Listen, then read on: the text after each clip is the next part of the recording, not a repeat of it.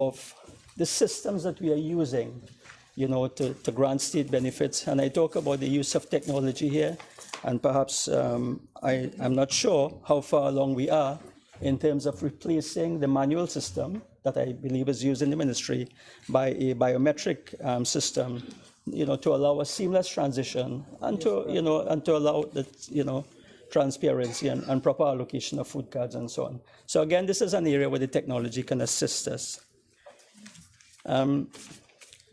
We would have read of the story, unfortunate story of a university student who would have unfortunately committed suicide in the last week or so, and of the unfortunate attempt of him not being able to access help after the hours of 4 o'clock.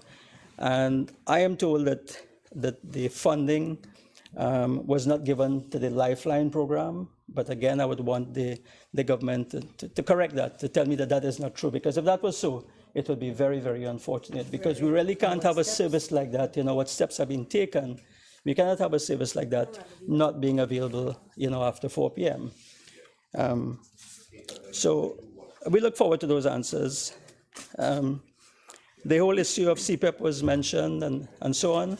I just want to say in passing that actually CPEP did make a contribution towards the refurbishment of many of the health centers in this country. So they were utilized for that purpose, and I asked the question whether the contractors have been paid. And as we're talking about difficult economic circumstances and the creation of jobs and unemployment, it would be important to ensure that these contractors are paid so that the workers don't lose their jobs from those contractors. And Madam Speaker, the member went on to speak about living standards, and just permit me, Madam Speaker, to go back to the terms of this motion. And the terms of the motion was that be it resolved that this House take note of the rising levels of unemployment. Of course, we've had a lot of data. There's been many reports in the newspapers about the statistics and so on, and my colleagues have dealt with that. See that they are comfortable, they're happy. They might be so physically, but the question is that to some extent, citizen security and safety and your mental state of mind contributes to your standard of living. And in fact, Madam Speaker, I would go so far as to say that there are many people, who in their own minds, if they have the peace and comfort of walking in the street, of going in the park to exercise without fear, that they themselves would say that they are living a good standard. But I put it to this House and to the members here that in fact we have seen a deterioration in the living standards when we look at the holistic picture again. Because you can have a nice car, but if you can't drive it at night or in the daytime now, I mean, what's the point of it, And there is a little joke on the WhatsApp, Madam Speaker, and it speaks about, the wife and husband, and when they go to bed in London, it's sweet dreams. But in Trinidad, the husband asks the wife, "Have you locked the windows?" And it's just an example of where we are as a society and the kind of priorities that we now have to pay attention to, Madam Speaker. The member for Point of View. So I'm just making that point with regards and to say that we in fact have experienced a deterioration in the living conditions in this country, despite the fact that we've done well materially, Madam Speaker. And it's good for us. I mean, we 55 years of independence. We are approaching developed nation status if we are not already there. And of course, we had the International Day of Happiness, I believe, just a few days ago. And again, it will be important in terms, I know we celebrated that, but are we really happy as a nation? Can we truly say that we are happy in the conditions that we face at this point in time? So of course, the other measure is the mental stress, and we know that mental stress can be exacerbated, by the fear of crime and the threat of job losses. And, Madam Speaker, people in this country now have become very wary of listening to the news on Thursday afternoons, because that is the post-cabinet press conference. And many workers now view Thursday as a dark day in this country, because that is when many of them hear for the first time that they are losing their jobs. And, the point about it, Madam Speaker, is that whilst it is important to rationalize jobs and to rationalize the existence of organizations and so on, and this is all well and good and important, and, those of us who, all of us, in fact, on the side, and despite what has been said, we are all patriotic, we are all here to contribute to the country and to make sure that our fellow citizens enjoy a good standard of living. But the point is that I went away, I lost my thoughts here, but I'll come back to that, Madam Speaker. All right, I just want to address the issue of citizen assistance grants, and I was happy to hear the Minister say that the grants are still there. Minister, that's good news. But the question is, I still have constituents who come to my office and say that they are not receiving the grants. So I would want to know whether, despite all the citizen assistance grants are there, whether in fact the numbers have been cut, Minister. So that's an answer I would be looking forward to, in terms of whether the benefits have been not been decreased, but whether the numbers have been decreased. So those are some of the points that I would have wanted to respond to with regards to what the member for Lopinot Bonaire West would have said. And I just wanted to move on and to look at the motion in terms of the issue, the second issue, which would be that the House condemned the government for its failure to deal with current unemployment challenges and to present a clear and cogent economic plan to guide the country through these challenges. And my colleague here, the member for Princestown, in his contribution, brought up the issue of an unemployment commission, which I think he would have gotten from the UK system, and I would want to support that and perhaps commend that for consideration by the government. It's something that was done in the UK and seems to have worked, and perhaps it is something that we should look at, and I would support that recommendation from my colleague, the member for Princestown. Now, with regards to the economic plan, the clear and cogent economic plan of the government, and I want to raise the issue of something called a critical juncture, Madam Speaker. And over the years, when we look at societies and how they have evolved, there have been many issues, there have been many situations throughout the course of history when societies and countries have experienced or reached a point of what is called a critical juncture. And it's called a critical juncture because depending on the decision that is made by those in power at that point in time, the country can either rise, can either improve, or the country can go down. And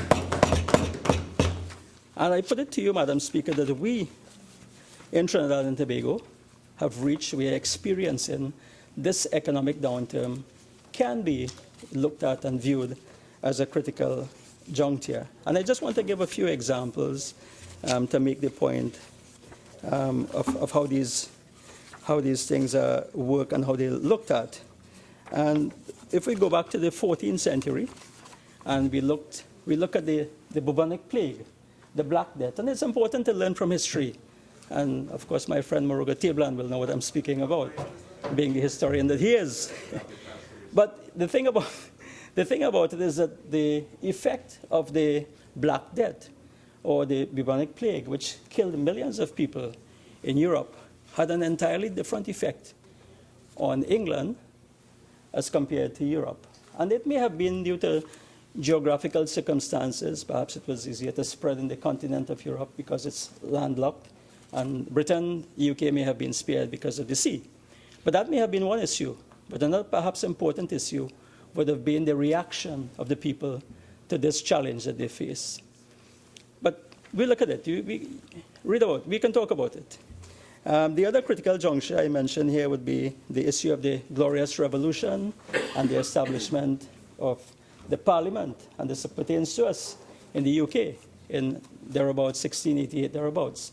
when the power was wrested from the aristocracy and the kings and queens and so on and brought to the parliament. And that, of course, could have gone either way on a critical juncture. And the other one I want to mention, of course, is the Industrial Revolution, where some societies benefited. And we've seen the UK, for example, and other societies benefiting tremendously from that, whereas other countries did not use the opportunity to be able to bring the benefits from that Industrial Revolution to their societies.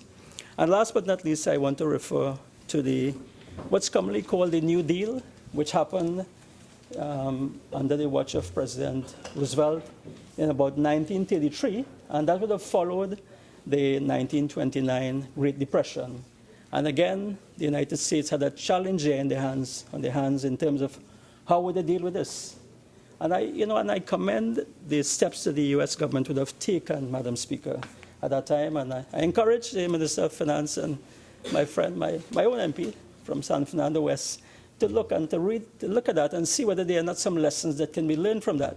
Because at that point in time, Madam Speaker, bold decisions were taken, very bold decisions were taken, despite the fact that there was not much money in the economy. In terms of infrastructure development, it provided the opportunity, for example, for the whole railroad system to be implemented and built across the United States, many significant structures and so on. And rather than create and oversee job losses, what would have happened is that money would have been injected in terms of trying to boost the economy. And of course, my colleague, the Member of Parliament for Caroni Central, would have spoken about that at length, and of course he's an expert in that area, and he would have said a whole lot about that. I think that's the point he was trying to make, and I want to support that. And as we speak about critical junctures, Madam Speaker, I just want, with your permission, to commend to the House a book that I have been reading, and it's a book called Why Nations Fail, and I think it would be very interesting reading for all members. Because it gives us the story, it gives us the reasons as to why some nations will progress forward from a critical juncture as opposed to why some nations will not progress forward. And in fact, I was pleasantly surprised myself. Perhaps the economists wouldn't be. But there have been three theories as to why there's inequality between nations. And I talk about inequality between nations, but it can also account for, inequality in societies as well. And in this book, they debunked those theories because they thought that geographical location had nothing to do with it. It was disproved. It was also, the myth of culture was also debunked in that. And the myth of ignorance of technology was also debunked.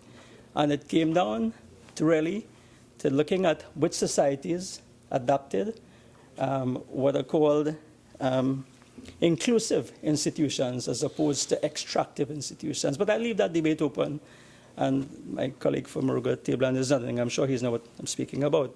And that provides some good examples as to how we should go forward and what pathway we should take as we move forward. So, Madam Speaker, in terms of the plan, the economic plan of the government, and, it might very well be that the government has a plan. I think the problem that is coming out here is that the citizenry is not aware of the plan. So I'm asking today, Madam Speaker, is it that the government has a plan that is not being communicated to the citizens? In fact, is the population being asked to sacrifice? And if so, for what future benefit? And if that is the case, well, then come out and let us know. Let the population know. Let the population know if this is a sacrifice that they have to make, but they must also see 2018, 2019, 2020. They must be able to see the picture. They must be able to see the vision as to where they are heading. And if that is not communicated, then of course there's going to be a lot of discomfort, a lot of discontent in the society. So if that is the case, let us know. Or Madam Speaker, is it that the population has been made to suffer by an inept and clueless government? Is that the case? I don't know. I don't know, Madam Speaker. I don't know. That is what people are saying. A lot of people are saying that. So, I call upon the government, if they have a case, make the case. That's what I'm saying, Madam Speaker. And of course, we've had all the issue and all the debate about the importance of oil and gas in this economy and the fact that the revenues have been dropped 90% from oil and gas. And, I'll tell you again, sometimes, it's sometimes it's important, Madam Speaker, sometimes to appreciate, and I say this very carefully and very guarded, sometimes it's very important to appreciate and to understand the opportunity in a crisis. And, sometimes in a society where you've been accustomed to having a lot of money, a lot of convenience, it's difficult. It's difficult to become efficient. It's difficult to change things. There are things that you want to change in the society, but you can't do it because life is too comfortable. It's too easy for everyone. And therefore, I put it to the members in this House that we really have a golden opportunity at this juncture in our nation building to look at the opportunity in this crisis and to do some of the things that need to be done that could not be done before. And I speak, of course, to, and we've kind of gone back now. We've gone back to the future because, we've gone back to 1980, not back to the future. But it's amazing that, that what has happened is that between 1980 and 2015, we've had the oil boom, we had the dollars flowing. But we are really back in history now in terms of where we are financially. And therefore, we need to look at how we do business. So, and of course, Madam Speaker, it means that we have to be able to learn to do more with less. This is basically what we are saying here. We have to do more with less. And the Minister of Finance yesterday in his post-cabinet press conference pointed out quite correctly that the government expenditure, $50 billion plus, varies, but is about 1/3 of the GDP, and that's a significant figure. And of course, that kind of expenditure must translate into better service for citizens. And therefore, we look forward to the improvement in the service that is being offered in the public sector, Madam Speaker. And this is an issue that we as citizens on a daily basis face, the issue of poor service in the public sector. I know the member for La Hoqueta Talpara who has been trying his best. It's not as easy. And member, this is not about which government did it better and which government can't do it and which government could do it. We have to understand, we have to accept that this is a culture that has been embedded over years, and therefore we have to understand that now is the time and the opportunity to try to change things. And Honourable Member for Fyzabad, your original 30 minutes have expired. You're entitled to 15 more minutes. You may proceed. Thank you, Madam Speaker. I'll take a few minutes. Yeah, but the point I was going to make, Madam Speaker, it's important for us as members, in this House, to get away from trying to show that we've made changes. The Minister of Public Administration can't come here and convince me that in 18 months he's transformed the public service. We know that can happen in 18 months. But if he comes here and he tells me, that he's making an effort and he's using the opportunity in this crisis to put the things in place that are required to transform the public service, it will be more credible. It will be more believable. And of course, we're there to support whatever measures are necessary to make sure that transformation takes place. And of course, we talk about increasing the technology in the public sector and so on, things we've spoken about. But one of the issues I also want to raise, Madam Speaker, and the member and I spoke briefly about this during the break, is the issue, because I said to the member, he told me, and I say this, he told me that things have improved. We talked about flexi time and people coming to work at different hours and so on. And I said to him, I don't see it on the road because we still have a tremendous amount of congestion in the road. And the reason for that, what is the reason for that? So we have to look at our transportation policy. We have to look, many of us we travel, and we know that when we travel, for example, in Florida, that the third of the extra lane is reserved for what are called the HOVs, the high occupancy vehicles. And that means that you must have at least 3 or more passengers in that vehicle to use that lane. And of course, the benefit of that is that you get to use a lane with less traffic.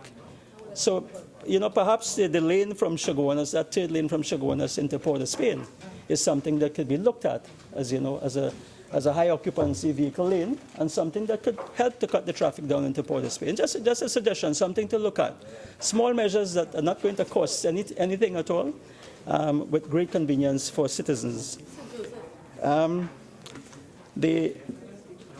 as we spoke about the issue of flexi timing and varying the hours coming to work, and again in discussion, and I have to give the credit, to the member for Lopinot Bodoe West, who actually pointed out that in fact, if you do that, and if you ask mothers to come to work at 9 o'clock and 10 o'clock to avoid the traffic, but what do they have to do? They have to carry their children to school. They have to bring their children to school.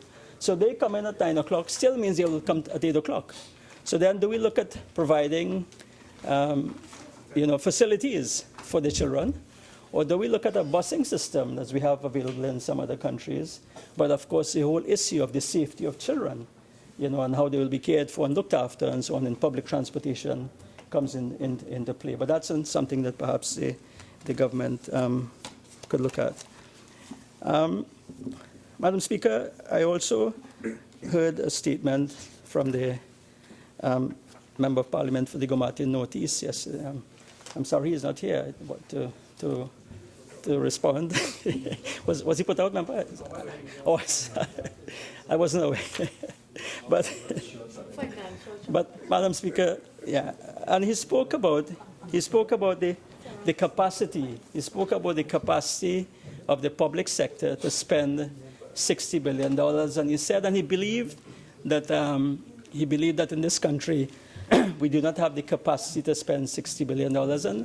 And Madam Speaker, if that in fact is true, which I don't think it is true, I think it's a sad condemnation and maybe even a mark of disrespect for those public servants, who with the right leadership, with the proper leadership, and would be willing, to drive the public sector and to drive the implementation of the government's policies. I believe it can be done, Madam Speaker. I believe it just requires, it requires the political will. It requires, of course, the governance, the proper governance structures in the many state enterprises that we have. And I note that the state enterprises are being reviewed and rationalized, and that's important. Member for Caroni Central made that very important point in his contribution, and I agree with him that some of these state enterprises perhaps need to be reviewed and perhaps some of them need to be closed down. But again, I make the point that it is a manner in which they are rationalized and closed down that's important, because we have to remember that we are dealing with human beings, we are dealing with fellow citizens. So again, Madam Speaker, I look at that, and of course the capacity can also be increased. Again, we look at the importance of technology in terms of being able to increase the capacity of the public sector. And we also need to look at the issues, some of the issues that sometimes prevent, that decrease or make it difficult to do business. And if you will allow me to quote, Madam Speaker, from the Guardian, published March 22nd, and the headline is, Courts Chairman on Ease of Doing Business, TNT must address 3 major issues. And he pointed out, and this is the Unicoma Group Chairman, Mario Simon of Courts, saying that one, and he mentioned 3 issues, and again I throw this out for the government's consideration. One is the tremendous inherited, and I quote, Madam Speaker, one is the tremendous inherited red tape that a business has to overcome to get business done. And of course, in a situation where we are trying to attract as much business as possible, especially foreign investors, that is something that we need to look at very carefully. The second area of concern is the unavailability of foreign exchange, Madam Speaker. And these are the words of the Court's chairman. And the third is the limited availability of properties to expand our business at a reasonable pace and cost. 3 very important points for the consideration of the government. So, Madam Speaker, we are indeed in a situation where we are faced with a crisis. We are faced with an economic crisis. And we really need to look, at, we speak about diversification, we have to move away from the mindset that the oil and gas revenue are going to come back soon, and therefore we have to use the opportunity to diversify and to look at the other issues and to look at what we can make, what we can export. And I would just want to close with a thought for the member for St. Joseph, Minister of Health. And the minister spoke about the number of unemployed doctors that are available in the system. Says that he doesn't know the numbers, and he's asked the RHs and so on to provide the numbers. And that's all well and good, and perhaps those numbers will come to him. But perhaps the time has come when we need to rationalize in terms of the doctors who are unemployed, how we are going to deploy them, and if in fact we have an excess of doctors and lawyers. Member of Parliament for Bodoe Spain North, you agree, there's an excess. So what do we do? What do we do with the strained manpower that is paid for by the state? It's paid for by the state because our tertiary education is heavily subsidized. What do we do? Should we consider doing like some of the other countries and exporting this highly trained workforce that will bring back some measure of benefit to the government? So Madam Speaker, I'm just throwing that out. It's just a thought that I'm throwing out. So here we are. Perhaps our doctors could be working regionally, up the islands, Barbados, Jamaica, and our lawyers as well, our attorneys as well, Madam, and of course you being prominent attorney yourself. So it's just for consideration. And that could also apply to other categories of service and professionals and so on. And as I close, Madam Speaker, I would want to trust and hope that the member for St. Joseph, in the design of his proposal for the public-private partnership for the Couva Children's Hospital, would have given due consideration for the issue of medical tourism in that proposal. So with those few words, Madam Speaker, I thank you for the opportunity. Leader of the House.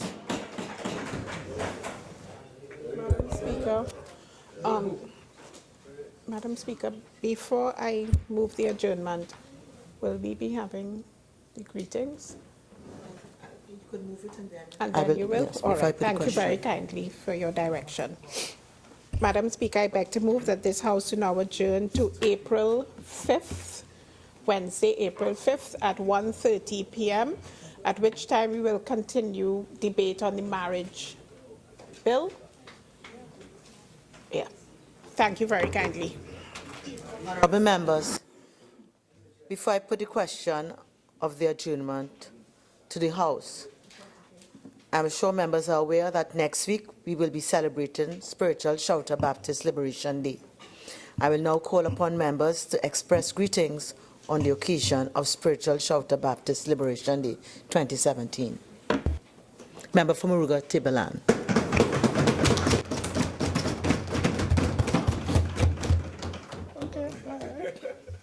Madam Speaker, good evening. Same good evening to all the members of the House. It is a particular pleasure for me to stand and spend a few moments bringing greetings to the Spiritual Shouter Baptist community of Trinidad and Tobago and the wider nation on the incipience of Spiritual Shouter Baptist Liberation Day. I do so on both hands because, as the sitting member for Muruga Tableland, the Mecca of the Baptist faith is from my constituency, and also because in my former career as an academic, I wrote academic papers on the development of this community. Madam Speaker, the Baptist faith arrived in Trinidad in 1816 with the arrival of the American people who were soldiers who fought in the War of 1812, escaped slaves who fought for their freedom in the War of 1812 and were relocated to Trinidad at the end of that war by the British Empire. It might not be widely known, but it should be, that this is a very multifaceted religion. But if I had to categorize the Baptist faith in Trinidad into two categories, I would denote one category Orthodox Baptist and the other unorthodox.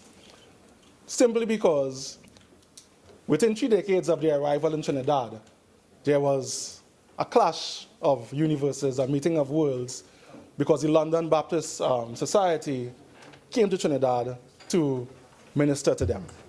There were those who accepted the missionaries into their churches, into their organizations, and there were those who did not. Those who did not were initially called Wayside and Candle Baptists because they had a penchant for having services at the side of the road as opposed to in churches. Their initial response to the coming of the missionaries was that they were unwilling to make the changes mandated by the missionaries, because there was this belief that there were all these Africanisms that were part of their version of the faith that had to be removed, that they had to become more orthodox. They refused to parley, to use that term, with the missionaries, and that group, which was initially called the Wayside and Candle Baptists, would eventually evolve into the Spiritual Baptist faith. It was once believed that the origin of this faith was in contestation, that there was a movement in St. Vincent called Shakerism that impacted on its development and growth. It is now understood by academics that this is a local indigenous religion that may have outside influences but was developed here wholly and solely. Madam Speaker, if one were to come to Moruga and drive from Petit Cafe all the way to Marak, which is at the end of the community, one would note a number of Baptist churches, literally almost on the main road. You could drive through the company villages, 5th Company, 3rd Company, 1st Company, St. Mary's. There was even one on my junction in Bastia, all the way to Marak, and there are a number of Baptist churches that are very close to the main road. But if you were to observe a little closely, you would note that all of those churches were actually examples of the Orthodox Baptist faith, either London Baptist or Independent Baptist. The reason being, of course, that in 1917 a Prohibition Act was passed, which outlawed the Spiritual Baptist faith. Why? Because officially it was considered to be a public nuisance.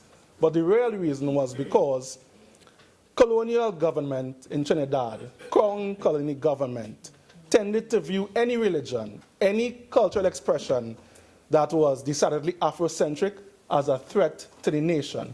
And the Spiritual Baptists, who were overtly Afrocentric in their religious devotions and in their services, were considered to be anathema to the ideals of colonial society. So an act was passed in 1917 that literally outlawed the faith. The end result of that was that today, if you find most traditional Spiritual Baptist churches, they are located far removed from the main roads. Why? Because to practice the faith, one had to do it in secret. You had to build a church somewhere off the beaten path, and you had to hope that someone would not report you to the police, because if they did, these churches were often subject to police raids with all the brutality that could be meted out by a colonial police force. So people were beaten for practicing their religions. People were hauled before the courts. People were adjudged fines simply because of the desire to practice their faith as they desired. And this lasted until 1951, until better sense prevailed and this law was rescinded. So why are we today commemorating and celebrating Spiritual Chapter Baptist Liberation Day? It is because as part of our Constitution, we understand that people have a fundamental right to practice their faith as they desire. It is because we accept and venerate those people who had the courage to practice their faith even when the state wrongly, and I want to emphasize this part, wrongly stated that they had no right to do so. It was because of the people who had the desire to stand up for freedom. And Madam Speaker, if we understand that emancipation is a long process, not one that just started and ended in 1834 or 1838, but one that has taken perhaps more than a century to be accomplished. And if we understand that Indian indenture ending is part of that, and that the liberation of women is part of that, and that the granting of the franchise is part of that, and that independence and republicanism are part of that, then Spiritual Baptist Liberation Day must also be seen in a larger context of us becoming a more egalitarian, more independent, more free society. So it is my pleasure today, on behalf of the government, to wish the Spiritual Chapter Baptist community a happy Spiritual Chapter Baptist Liberation Day, and to say that As Minister of Education, this is a story that should form part of our history, and as long as I am here, it will be put into the history text. Thank you, Madam Speaker. Member for Naparima. Thank you very much, Madam Speaker. Next Thursday, March 30th, marks the celebration of Spiritual Shouter Baptist Liberation Day. And we are pleased on this side, and I am pleased as a practicing member of the Baptist faith, to celebrate this important occasion. Spiritual Baptist Liberation Day celebrates and commemorates the repeal on March 30th, 1951 of the 1917 Shouter Prohibition Ordinance, a piece of colonial architecture which sought to diminish and subjugate the contribution of Shouter Baptists in our country. The Shouter Baptist faith, as we all know, were characterized by a rebellious spirit which refused to acknowledge and pay homage to the religious orthodoxy of the colonial dispensation. It incorporated African rhythms and wordings that appeal to the essence of the spirituality of the poor and disenfranchised ex-slaves. It spoke to their struggles, it spoke to their trials and their tribulations. There were three strands of the Baptist religion. There was the London Baptist faith, who were mentored by the Baptist Missionary Society, which played a pivotal role in the educational development of the American slaves who chose to fight on the side of the British in the 1812 war between Britain and the United States. The BMS built one secondary school, the Cohen-Hamilton Secondary School, and 3 primary schools at Marak, Hindustan, and Fifth Company. Another strand of the Baptists were what we call, and they still exist today, the Independent Baptists, who used the doctrines that were similar to the London Baptists, but refused to acknowledge the leadership of the Baptist Missionary Society. And then there were the Shouter Baptists, who emphasized a spirituality that linked the Bible and its teachings with critical aspects of the African religions. They were charismatic, they shouted, they rang bells, and sang songs that spoke to the emotional association with God, as evinced by the song, "Somebody Touch Me, Somebody Touch Me, Somebody Touch My Soul." We on this side have been faithful to our fellow citizens of the Spiritual Baptist faith. It was under the UNC, and I don't want to make this political, that the Spiritual Baptists were given a national holiday, and that is a historical fact, on March 30th. It is a fact. It was under the UNC that when the price of oil was less than $17 a barrel, that a brand new school, primary school, was built at Fifth Company, Maruga, in the year 2000. That school was valued at $20 million. Price of oil, $17. It was under the UNC that a new early childhood care center was built adjacent to the Princestown Baptist Church. It still exists today. It was also under the UNC that the St. Barbara's Shouter Baptist Primary School was built at Maloney, together with an early childhood center. So we have a government with 2 terms, and they have built 4 educational institutions, and this is unparalleled in the post-independence history of our country. So we joined with all of us. We join all of us in this house, and indeed the national community, in bringing greetings to members of the Spiritual Baptist faith.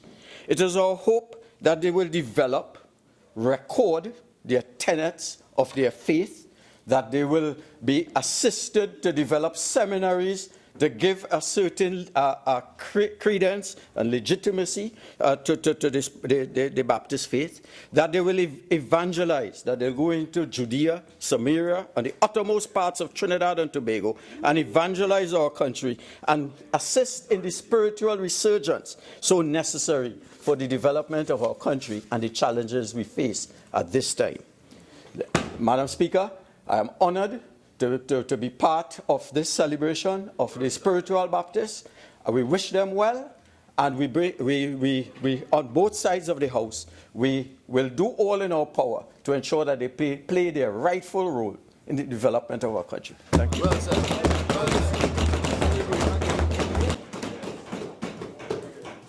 Honorable members, I join with fellow members in extending greetings to the Spiritual Shouter Baptist community, and indeed the entire nation, as we commemorate Spiritual Shouter Baptist Liberation Day 2017 next Thursday. The Spiritual Shouter Baptist community has worked and continues to work tirelessly to help build our nation and contribute to its economic development. In fact, many of our country's highly respected sons and daughters practice this faith and hold valued positions in both the public and private spheres. And in fact, as we've heard admissions here in this very house. As a country, we should strive to emulate the will, fortitude, and perseverance of the Spiritual Shouter Baptist community. For although their history is cast in persecution and rejection, the Spiritual Shouter Baptists have been able to overcome that painful past and attain the recognition, respect, and freedom of religious expression which they deserve and which is enshrined in our Constitution. I therefore take this opportunity to wish the Spiritual Shouter Baptist community and the entire nation a safe and reflective Spiritual Shouter Baptist Liberation Day.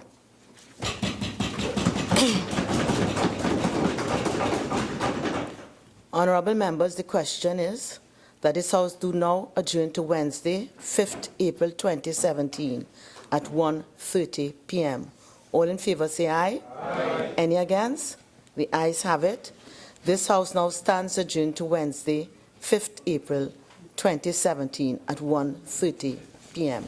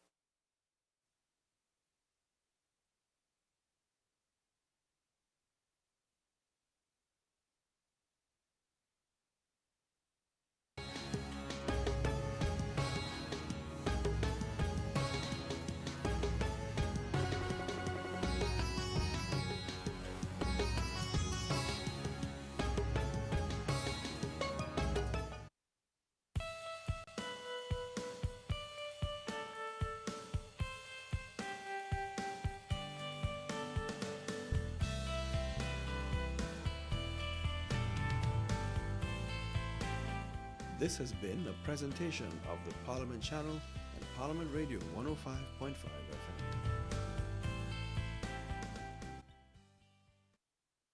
FM.